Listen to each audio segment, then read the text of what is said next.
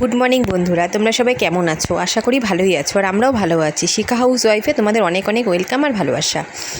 তো সকালবেলা আজকে তো একা একাই চা খেতে হবে আমাকে, কারণ আজকে সবাই যার যার মতো যার যার কাজে চলে গেছে, সবার চা খাওয়াও হয়ে গেছে।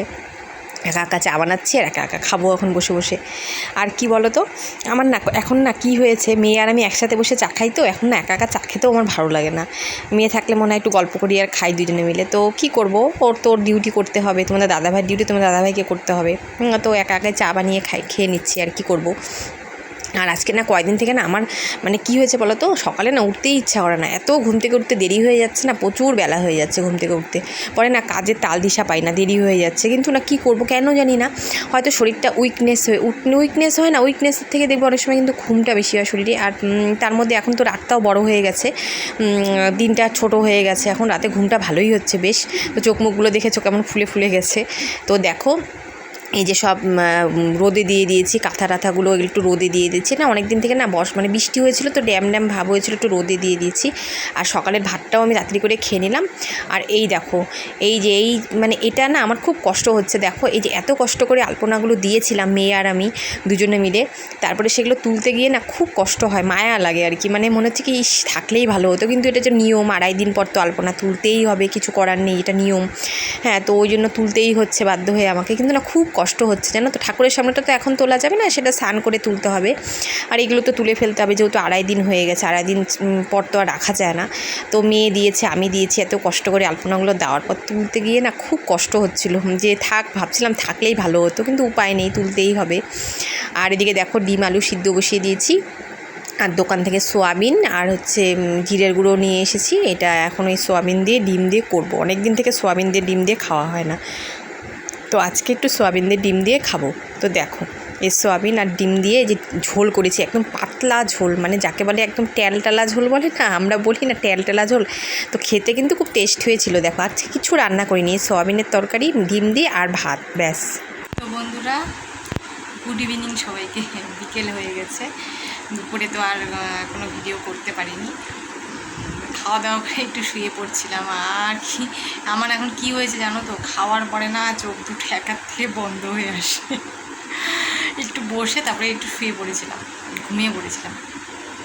তো এখন এই যে মেয়েকে দিয়ে আসলাম পড়তে, মেয়ে গেল পড়তে, দিয়ে আসলাম না, হাঁপিয়ে গেছি, বেশি হাঁটতে পারি না, এখন হাঁপিয়ে যাই। তো যাই হোক, দিয়ে আসলাম পড়তে, রাত হয়ে গেছে না, একা একা যাবে, তো দিয়ে আসলাম, দিয়ে এসে এখনই যে একটু ভাবলাম তোমাদের সাথে কথা বলি, ভিডিওটাও শেষ করা হয়নি, তাহলে তোমাদের সাথে একটু কথাও বলি। আর তোমাদের দাদাভাই আসতে এখন অনেক দেরি আছে, আমি একটু চা খাবো এখন। ওরা না শুধু মানে চায়ের নেশা লেগে গেছে আমার পুরো, তো দাদাভাই আসবে কখন, মেয়ে আসবে কখন, তারপরে চা খাবো, তখন একবার খাবো হয়তো। তা এখন একটু চা বানাবো, চা বানিয়ে খাবো। তোমাদের সাথে আর কী চা বানানো শেয়ার করবো। সকালে একবার চা বানালাম, দেখালাম তোমাদেরকে, তোমরা ভাববে বারবার করে দিদিভাই গেলে চা বানানোই দেখায়। হ্যাঁ, তো ওই জন্য আর তোমাদেরকে কি আর দেখাবো। তো এখন একটু চা বানাবো, চা বানিয়ে খাবো, খেয়ে তারপরে একটু লাইভ করবো। লাইভে এখন মাঝখানে তো কদিন কন্টিনিউ করেছিলাম, তারপরে কদিন আসতে পারিনি লাইভে, শরীরটা ভালো ছিল না, সর্দি কাশি, তারপরে একটু সমস্যাও ছিল, ফোনটা একটু প্রবলেম হচ্ছিলো, তো ওই জন্য লাইভে আসতে পারছিলাম না। কয়েকদিন থেকে শরীরটা একদম ভালো ছিল না, সর্দি কাশি হয়ে কী ওই কথা বলবো কারোর সাথে বলো তো, লাইভে আসলে কাশতেই থাকবো, কথা আর বলবো কি। তো ওই জন্য লাইভে আসতে পারিনি। তো এখন ভাবছি কন্টিনিউ কিছুদিন লাইভটা করবো। তো এখন একটু চা খাই, এখনও টাইম হয়নি, দেরি আছে এখনও। তো চা খাই, খেয়ে তারপর একটু লাইভটা করবো আর কি।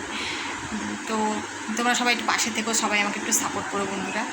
তো যাই, একটু চা বানিয়ে খাই, খেয়ে একটু লাইভটা করি। আর তোমরা তো দেখলেই আলপনাটা উঠিয়ে দিলাম, এত কষ্ট করে আলপনাটা, মানে মেয়ে দিয়েছে, আমি দিয়েছি, আমার তো কষ্ট হচ্ছে, উঠাতে না খুব কষ্ট হয়, মানে কষ্ট করে তো তখন না, তারপরে উঠাতে খুব কষ্ট হয়, মানে মায়া লাগে আর কি।